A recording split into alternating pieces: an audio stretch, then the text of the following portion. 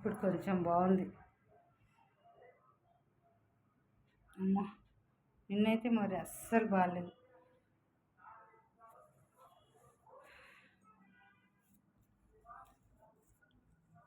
ఒక్కోసారి అట్లా బాడీ అట్లా అవుతుంది.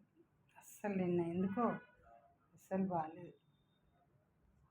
జర్నీ చేద్దామంటే కూడా ఊరికి వెళ్ళాల్సిందాన్ని జర్నీ చేద్దామంటే కూడా చేతగాక బాబు రూమ్కి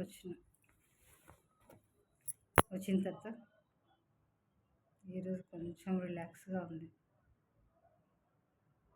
ఏం ప్రాబ్లము మరి ఏం లేదు, జ్వరం లేదు, తలనొప్పి లేదు, ఏం లేదు.